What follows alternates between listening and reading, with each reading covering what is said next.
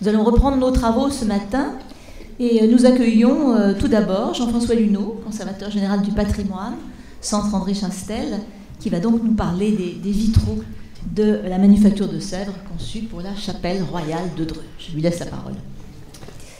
Merci beaucoup. Alors, la chapelle Saint-Louis de Dreux possède plusieurs ensembles de vitraux commandés par le roi Louis-Philippe et exécutés par la manufacture royale de Sèvres. Vu l'ampleur de la tâche de cette présentation, je ne vais pas parler très longtemps de cette manufacture. Sachez seulement qu'elle a été fondée en 1827, donc sous Charles X, mais que Louis-Philippe fut son principal commanditaire. Et donc elle ferma finalement très peu après la fin de la monarchie de Juillet. Alors dans un premier temps, je vais présenter la chronologie générale de ces ensembles que je m'attacherai ensuite à analyser avant d'examiner rapidement en conclusion les restaurations et bouleversements postérieurs à leur pose. Alors, pour commencer, parlons de la chronologie des commandes, qui est différente de la chronologie de la pose des vitraux. On peut distinguer 7 ensembles différents. Le premier, donc, les verrières de la chapelle de la Vierge, commandées dès 1839.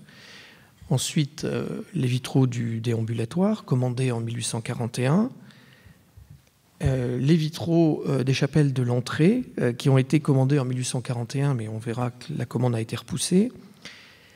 Les vitraux du transept, commandés en 1843. Ensuite, les glaces peintes de la crypte, commandés en 1843 également. Les vitraux de la galerie occidentale de la crypte, commandés en 1845. Et enfin, la coupole de la croisée du transept, commandée également en 1845. La chronologie de la pose des vitraux est un petit peu différente, puisque dans ces 7 ensembles, on peut voir d'abord que les vitraux de la chapelle de la Vierge et du déambulatoire ont été posés en même temps en 1843. Ensuite, 2 verrières de l'entrée, celles sur la façade, ont été posées en 1844. Ensuite, les 2 verrières qui restent dans l'entrée, donc celles des autels latéraux, sont posées en 1845. Et ensuite, elles sont posées en même temps que les verrières du transept d'ailleurs. La coupole elle-même est posée en 1846. Elle sera refaite un petit peu en 1847, en même temps qu'on commence à poser les verrières ou les glaces peintes de la crypte. Et donc de 1843 à 1847, toutes les poses ont lieu au tout début du mois de juillet, de manière à ce que la chapelle soit libre d'échafaudage au moment de la commémoration du 13 juillet, date anniversaire donc de la mort du duc d'Orléans. Et donc les 2 dernières glaces peintes sont posées dans la crypte en 1852 sous la Deuxième République. Et on verra pourquoi. Alors, examinons rapidement la commande des vitraux de la chapelle de la Vierge, donc, qui n'existe plus aujourd'hui, commandée le 24 septembre 1839, quelques mois à peine après l'inhumation dans la chapelle de Marie d'Orléans. La commande prévoit 5 verrières pour la crypte, comprenant pour la fenêtre du milieu la Notre-Dame ou Vierge des Douleurs, d'après le tableau de Paul de la Roche, qui est à la chapelle du Palais Royal, les Vertus théologales, d'après M. Ziegler, et enfin l'Ange gardien, dont le modèle est à faire. Alors Jules Ziegler a déjà dessiné 3 figures pour les vitraux de l'église d'Eu, et il suffit donc de reprendre ces cartons. En revanche, le tableau de Paul de la Roche est jugé trop sombre pour être finalement servir de modèle à un vitrail, et on confie le travail à Antoine Béranger, un peintre donc de la manufacture, qui se charge de composer une Mater Dolorosa qu'il peint ensuite lui-même sur le verre. Le dessin de l'Ange gardien, dont le modèle était à faire, a d'abord été confié à Henri Dequesne.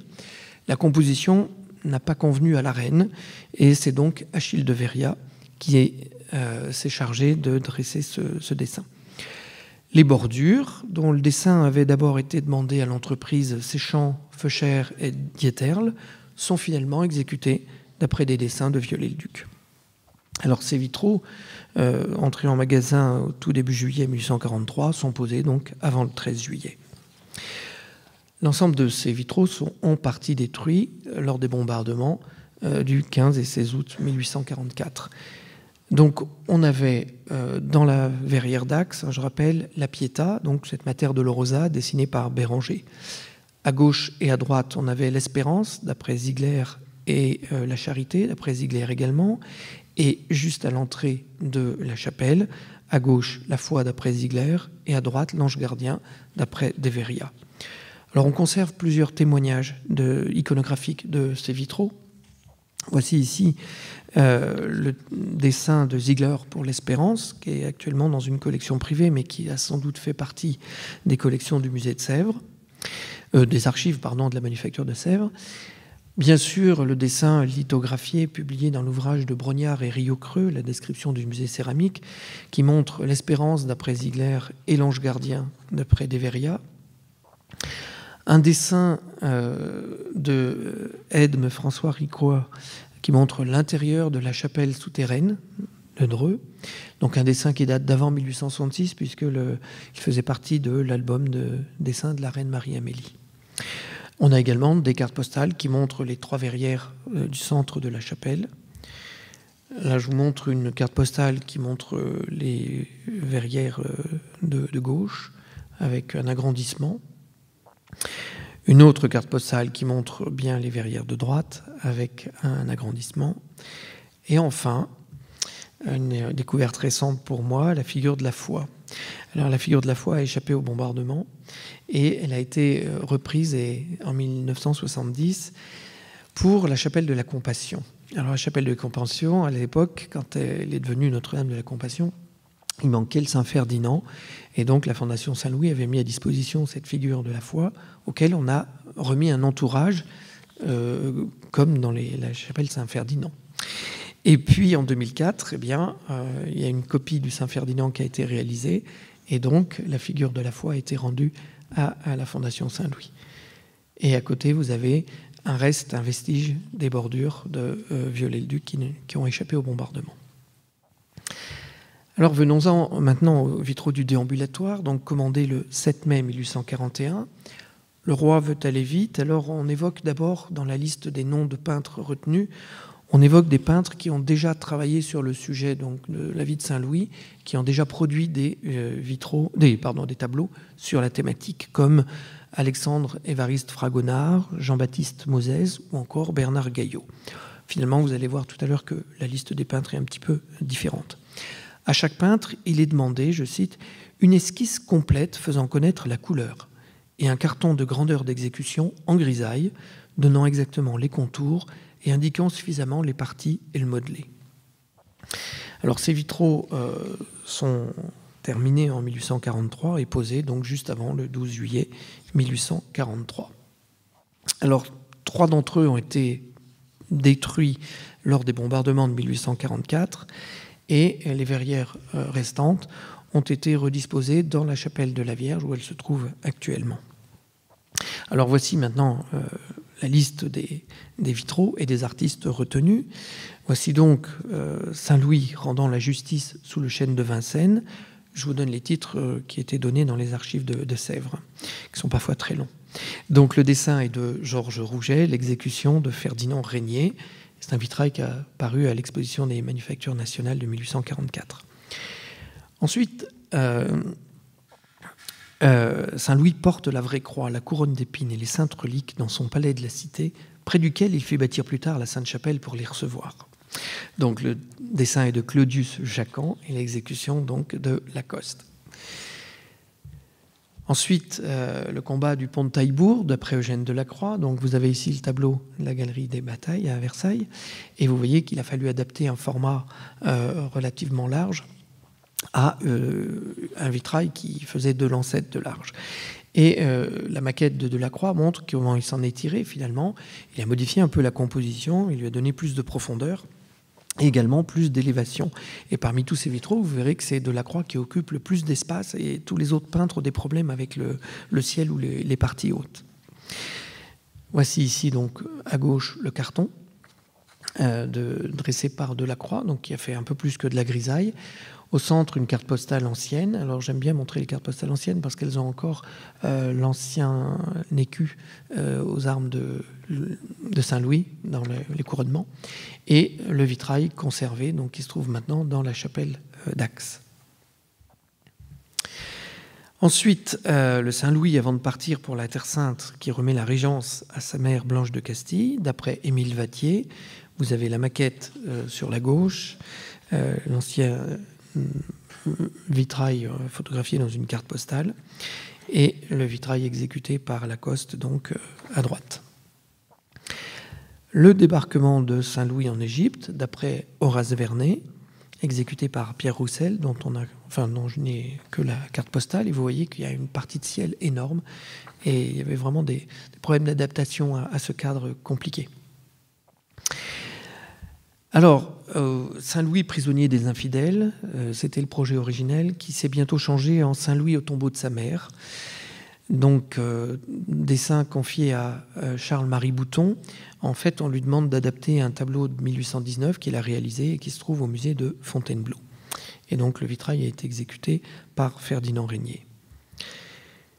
Ensuite, Saint-Louis prend la croix avec ses 3 fils dans la grande salle de la Tour du Louvre, d'après Hippolyte Flandrin, exécution Pierre Roussel. Donc, ici, une carte postale ancienne. Et vous voyez que la composition est un petit peu faiblarde quand même, une composition en frise. Le seul intérêt, à mon avis, de ce vitrail, c'est que la pièce gothique dans laquelle prend place la scène poursuit le remplage de la verrière d'une manière assez habile. Et enfin, la mort de Saint-Louis, d'après Georges Rouget, exécutée par Alexis Apoil.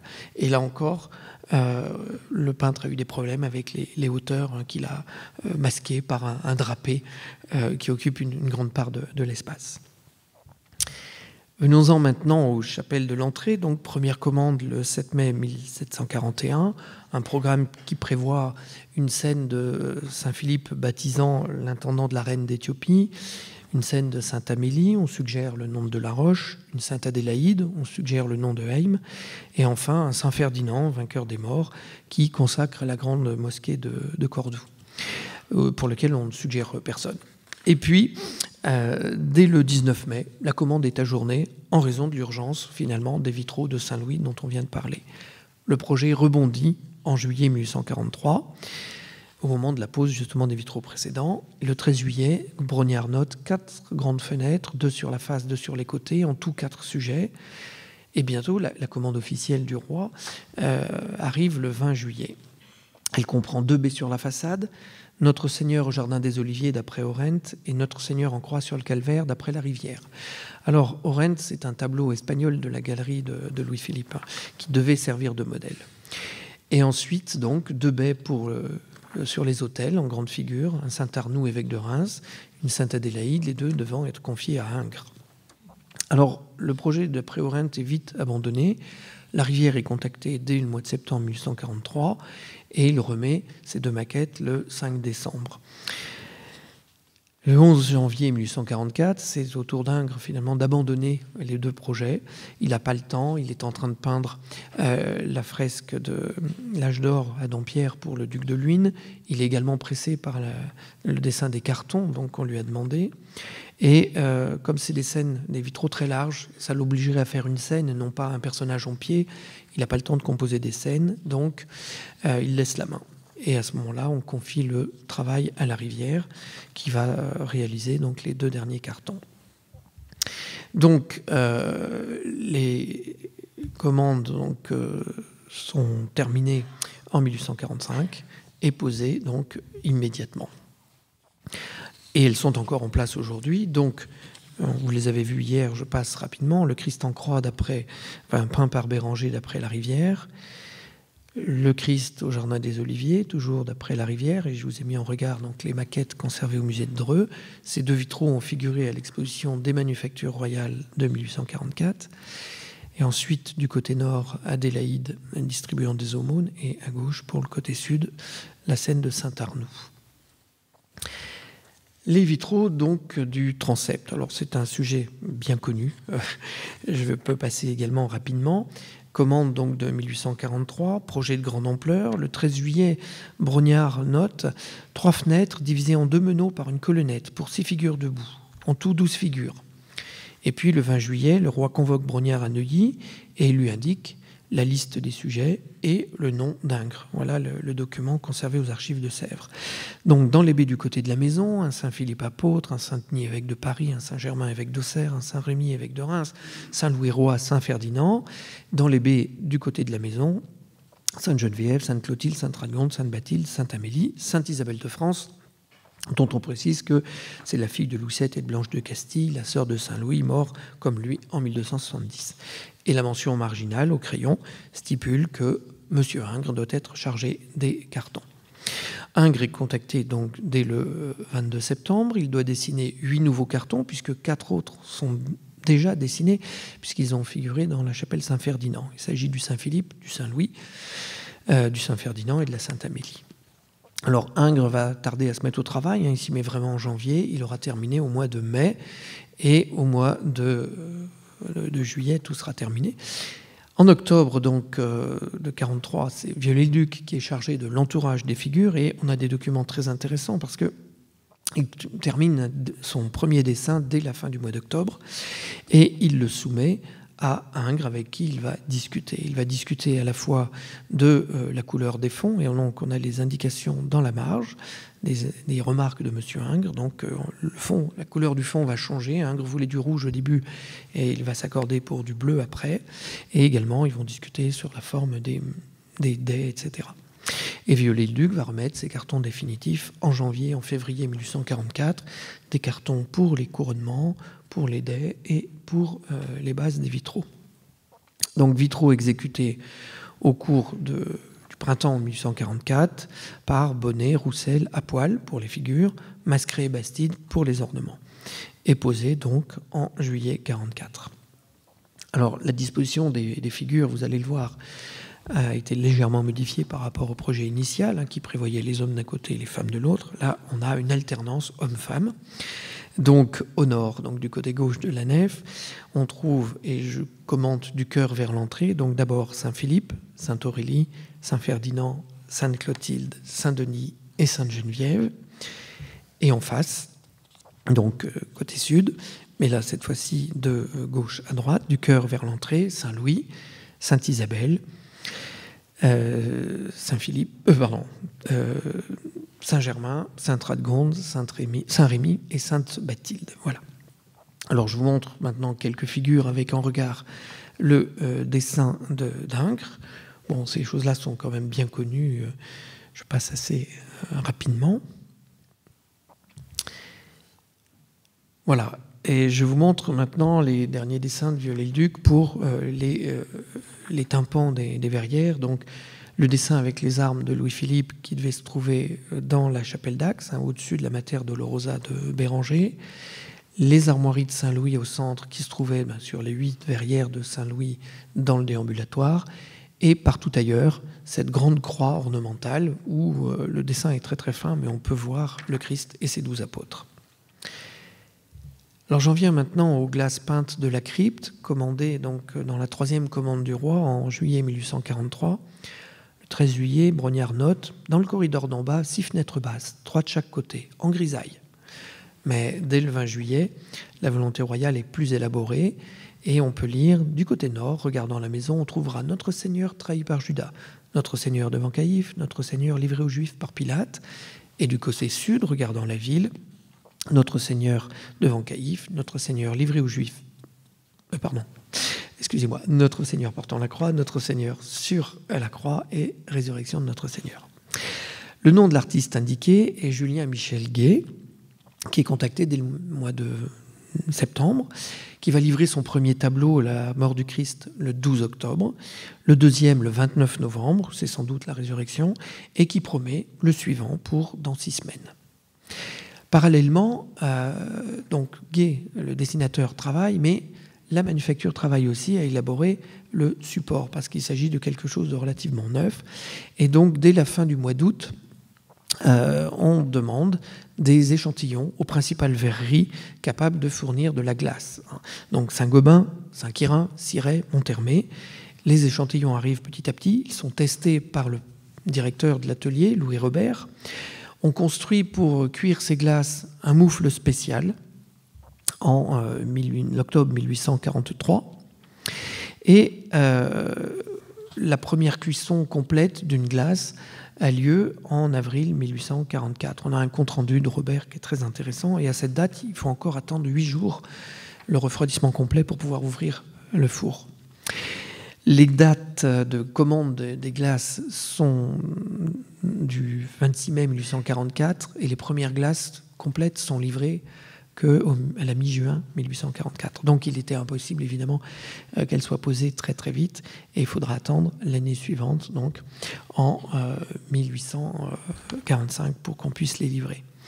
Entre-temps, Gay est décédé subitement le 13 décembre 1843.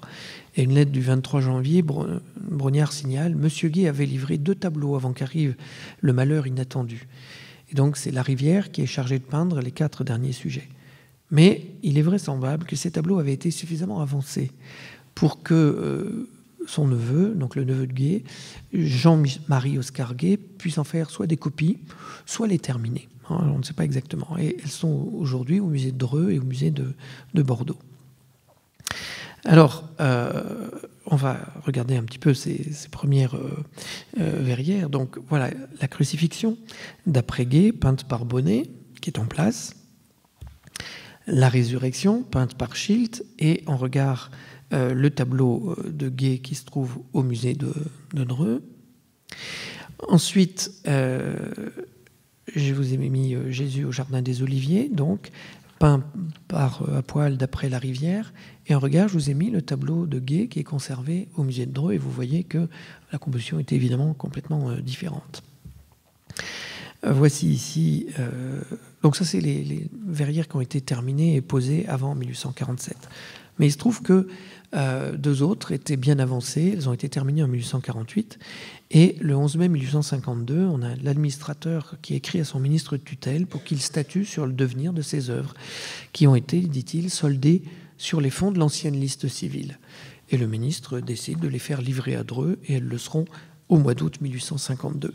Donc il s'agit de la flagellation du Christ, et en regard, je vous ai mis le projet qu'avait commencé à réaliser Gay, et le Christ portant sa croix, donc peint par à poil d'après Larivière, et le projet de Gay. Alors dans la même lettre, l'administrateur signale: la 6e n'est pas commencée, effectivement, elle ne le sera jamais. Cette plaque dont le sujet choisi était le Christ devant Caïphe, aujourd'hui remplacée donc par une diapositive d'après le projet de Gay, mais alors pas le projet qui se trouve au musée de Dreux que vous avez ici. Regardez bien sur la gauche de la maquette, dans le paysage du fond, Gay avait prévu 2 obélisques.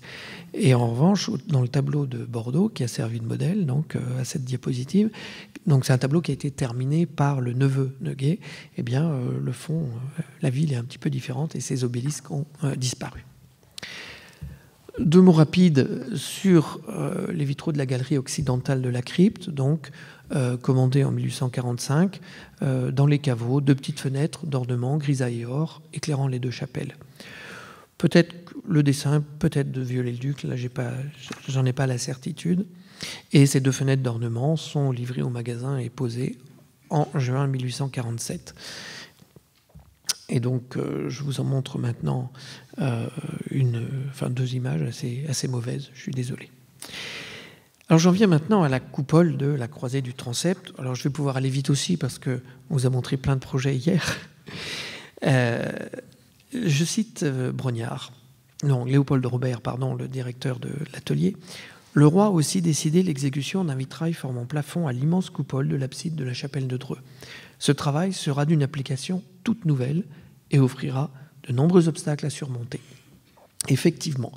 Alors, il faut bien comprendre que lorsque la parure de vitraux de l'édifice est terminée, on est dans une ambiance complètement néo-gothique, mais on se trouve, quand on est au centre de la croisée du transept, avec un puits de lumière blanche et on ne voit plus les vitraux. Et donc, il faut prendre une décision, et le roi, vraiment, on prend la décision, on va faire un vitrail qu'on va mettre en haut. Mais c'est tout nouveau parce que personne n'a encore fait de vitraux en coupole ou en plafond. Et c'est une première à laquelle va s'attaquer la manufacture. Alors une note de l'atelier précise: pour la coupole de l'abside de la chapelle royale de Dreux, un grand vitrail formant plafond et fermant tout l'orifice par lequel le jour pénètre. Ce vitrail représentera le paradis. Robert suggère ensuite à Brognard de faire à l'atelier une pochade à l'huile sur calicot, à la façon des stores, d'une figure de saint de cette coupole à la dimension qui semble nécessaire pour que, de cette élévation, elle paraisse d'en bas à la grandeur suffisante. On appliquera ce store sur les vitres du vitrage existant et l'on jugera avec certitude de l'effet comme des dimensions qu'il faut adopter. La commande à la Rivière arrive très vite, le 26 juillet 1844, et dans la commande, il est bien stipulé le paradis. La Rivière termine la première esquisse le 15 août, et cette esquisse, eh bien, c'est une esquisse de la Pentecôte. Donc, entre-temps, il y a eu un changement d'iconographie dont je n'ai pas trace par ailleurs. Les peintures vont être exécutées par Roussel et Apoil pour les figures, par Fischbach, qui va s'occuper des terrains qu'on ne voit pas en fait d'en bas, ou sur lesquels reposent les apôtres, et également de la colombe du Saint-Esprit. Et les plombs également seront peints par Bastide. Le tout livré fin juin 1846, posé dans les jours suivants. Alors, la pose, c'est un moment important, à 40 mètres carrés quand même, mais ce n'est pas suffisant. Et dès la pause, 30 juin 47, eh bien, Louis-Philippe décide qu'il faut refaire le ciel parce que c'est un ciel nuageux et ça fait encore entrer trop de lumière. Donc on refait le ciel, on fait un ciel bleu, celui que vous connaissez aujourd'hui, qui sera réalisé et posé l'année d'après. Donc, je vous montre maintenant quelques documents graphiques. Donc, vous en avez vu beaucoup hier. Là, je vous montre une esquisse, la première esquisse sans doute de la Rivière. Elle est passée en vente en 2010 et actuellement non localisée. Je vous remontre rapidement les deux cartons. Ce sont encore des esquisses, ce ne sont pas des cartons, de la Rivière, donc des cartons, des esquisses partielles. La publication de cette coupole dans l'illustration, alors c'est pas très détaillé, mais on voit quand même que c'est un fond qui est très très clair, hein. Et évidemment, voilà l'aspect qu'elle a aujourd'hui, qui est beaucoup plus sombre. Voilà donc pour l'ensemble de ces différents vitraux. Je voudrais maintenant évoquer les restaurations postérieures à la pose. D'abord, il y a une première alerte en 1846. Louis Robert est envoyé à Dreux parce qu'on avait constaté des coulures sur certains vitraux. Alors en fait, il s'agit d'une fausse alerte, c'est simplement des petites retouches à froid qui avaient été faites sur deux vitraux au moment où ils avaient été montés pour être présentés en public avant la pose, et on a oublié d'effacer ces retouches à froid. Et si elle coule, c'est qu'il y a beaucoup d'humidité dans la chapelle, et justement la lettre de Robert est très intéressante parce qu'il signale l'abondance du ruissellement, en fait, la condensation sur les verrières. Et en septembre 1858, l'administration princière rappelle à l'architecte Lefranc qu'il ne faut pas oublier ce qui est à faire pour préserver les vitraux nord-est des infiltrations que la pluie chassée par un grand vent nous a révélées dernièrement. En juillet 1860, on fait passer Robert, donc qui est toujours de l'atelier de Sèvres. Hein. Bon, il y a plus, on fabrique plus de vitrail, mais Robert travaille toujours à Sèvres. Et Robert conseille, il y a 9 verrières qui sont un petit peu abîmées, conseille de les faire restaurer par Fialex. François Fialex, donc c'est un peintre verrier installé à Maillet, ou près du Mans, mais qui a été formé à l'atelier de Sèvres, où il a travaillé de 1830 à 1840. Et donc il est capable de travailler dans l'esprit de la manufacture. Et il va restaurer ces 9 verrières entre 1862 et 1864. Ensuite, eh bien, le mardi 18 octobre 1870, le lieutenant-colonel des gardes mobiles, Louis-Henri de Beaurepaire de Louvagny, passe à travers la coupole. Alors, ne riez pas, il en est mort. Et donc, il était monté pour pouvoir se servir de la coupole comme poste d'observation. Et il a été pris d'une crise de vertige, et il est tétanisé, il est tombé à travers. Voilà. Donc, la coupole, enfin le centre de la coupole, hein, la colombe de l'Esprit Saint, a été refaite en 1874 par Eugène Oudinot.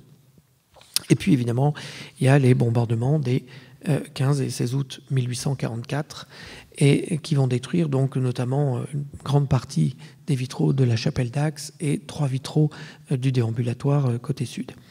Et donc, après 1952, on procède à une réorganisation qui donne la disposition que vous connaissez actuellement.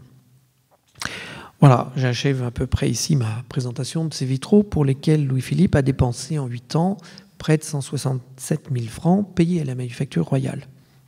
Sans compter les cartons qui ont été payés directement aux peintres, mais sur un autre budget, le budget de la direction des musées.